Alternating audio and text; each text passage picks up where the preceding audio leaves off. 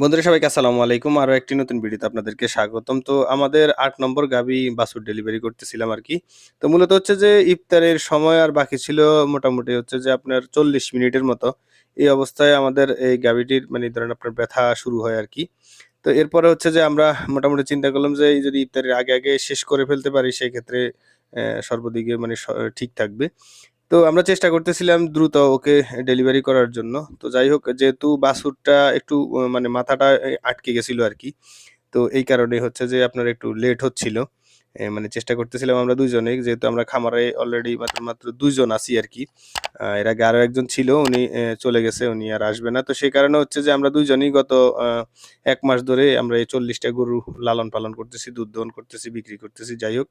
তো এখন হচ্ছে যে মূলত একটা বিষয় মনে রাখবেন যে আপনি যদি গাভী নরমালি ডেলিভারি করতে যান, সেক্ষেত্রে আপনাকে কয়েকটা জিনিস মাথায় রাখলে আপনি নিজেই একা ডেলিভারি করতে পারবেন। অনেকে আছে যারা দেখা গেছে গাভী পালন করেন ঠিকই কিন্তু গাভী আপনার ডেলিভারি করতে গেলে অনেক সময় ভয় পান, ডাক্তার নিয়ে আসেন। সেক্ষেত্রে দেখা গেছে ১৫০০, ২,০০০ কোনো সময় আরো ডাক্তার আরো বেশি নিয়ে যায়। তো মূলত হচ্ছে যে আপনাকে একটা বিষয় মাথায় রাখতে হবে যে গাভীর পজিশন মানে বাছুরের পজিশনটা যদি ঠিক থাকে নরমালি ভাবে আসলে মূলত ডেলিভারি করা সম্ভব হয়। তো সে কারণে আপনাকে অবশ্যই হাত দিয়ে দেখতে হবে যে বাছুরের পজিশনটা ঠিক আছে কিনা। তো বাছুরের পজিশন ঠিক আছে সেটা কিভাবে বুঝবেন? আপনার বাছুরের ১ম যে ২ টা পা মানে সামনের যে ২ টা পাও, এই ২ টা পাও আগে থাকবে ঠিক ওই পায়ের হাঁটু বরাবর গিয়ে বাছুরের মাথা থাকবে। এই ২ টা জিনিস যদি আপনি মোটামুটি হাতের ভিতরে পান মানে মোটামুটি ১ম দেখা গেছে সামনের পায়ের ২ টা পাই আপনার সামনাসামনি থাকবে মানে কাছাকাছি থাকবে। আর আরেকটা হচ্ছে যে একটু পরে মানে ধরেন হাঁটু বরাবর মিনিমাম আপনার ১ বিঘত পিছনে ভিতরে গেলেই আপনার দেখা গেছে মাথা থাকবে আরকি। তো কিছু সময় দেখা গেছে আরো ভিতরেও থাকে। অনেক সময় আমরা বাছুরটাকে যখন দেখি যে আমরা সিওর যে এই গাভীর ব্যথা উঠছে, ডেলিভারি হবে, তখন আমরা দেখা গেছে অনেক ভিতর থেকে বাছুরটাকে টেনে এরপরে ডেলিভারি করে ফেলি খুব দ্রুত। কারণ হচ্ছে যদি আপনি তাড়াতাড়ি ডেলিভারি করতে পারেন, সেক্ষেত্রে হচ্ছে যে গাভীর কষ্ট কম হবে, গাভী আপনার দুর্বল হবে কম। তো এই কারণে হচ্ছে যে আমরা ওই সময়টা আর মানে বেশি সময় নেই না। এই কারণে আমরা ধরেন হাত দিয়ে ভিতর থেকে টেনে এরপরে হচ্ছে যে আপনার কাছে নিয়ে আসি। এরপরে আপনার ডেলিভারি করে ফেলি আরকি।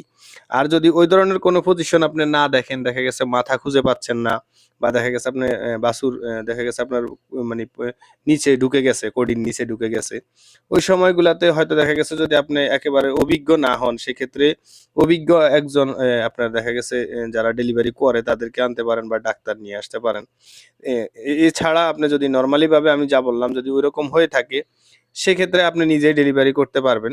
তবে আপনাকে সিউর হতে হবে যে আপনার গাভীর পেইন উঠছে বা হচ্ছে যে আপনার গাভীর বাছুর ডেলিভারি দিবে। তো এরপরে হচ্ছে যে আমরা দ্রুত যেহেতু ইফতারের সময় হয়ে যাচ্ছে, আমরা রোজা রাখছি। তো সে কারণে হচ্ছে যে দ্রুত আমরা করলাম বাছুরটাকে ডেলিভারি করে এরপরে মোটামুটি ১ম দিকে ধরেন আপনার গাভীটা বাছুরটাকে চাটতেছিল কম। তো এরপরে আস্তে চাটা শুরু করছে। আমাদের পক্ষে যতটুকু পরিষ্কার করা দরকার, দ্রুত অতটুকু পরিষ্কার করে এরপরে হচ্ছে যে আমরা দুধ দহন করে ওকে খাওয়ানোর প্রস্তুতি নিচ্ছি আরকি। আর যেহেতু আমাদের অলরেডি বাছুরের ঘর করা আছে ওইখানে আমরা সিস্টেম করে রাখছি। এর আগে আমরা একটা বাছুর ওইখানে রাখছি। তো ওই বাছুরটাকে আলাদা করে এরপর হচ্ছে যে একে নিয়ে ওইখানে রাখার মতো ব্যবস্থা করতেছিলাম আরকি।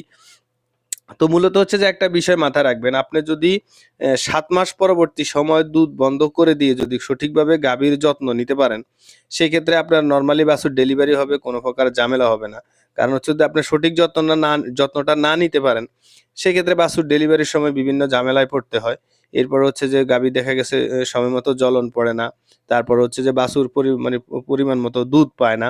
তো এ ধরনের সমস্যাগুলা থেকে আসলে পরিত্রাণ পেতে আপনি অবশ্যই গাভী সম্পর্কে খুব ভালো একটা ধারণা থাকতে হবে। গাভীর যত্ন সম্পর্কে ধারণা থাকতে হবে, ম্যানেজমেন্ট সম্পর্কে ধারণা থাকতে হবে।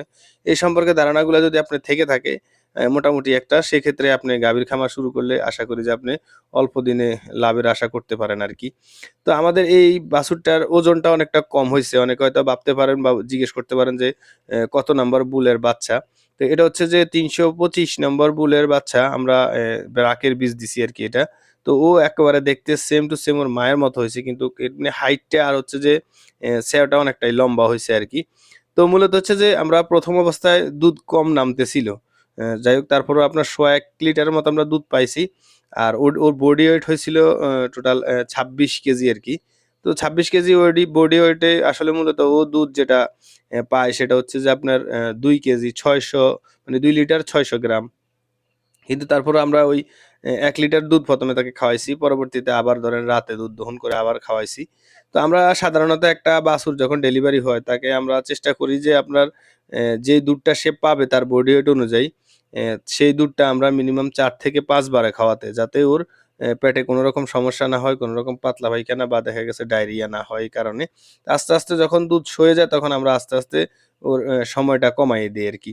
মানে ৪ বারের জায়গায় ৩ বার, ৩ বারের জায়গায় ২ বার এরকমই নিয়ে আসি। তো যাই হোক ভিডিওটি ভালো লাগলে অবশ্যই একটা লাইক দিয়ে দিবেন আর অবশ্যই, অবশ্যই শেয়ার করে দিবেন যাতে অন্যান্য খামারিরা দেখতে পারে।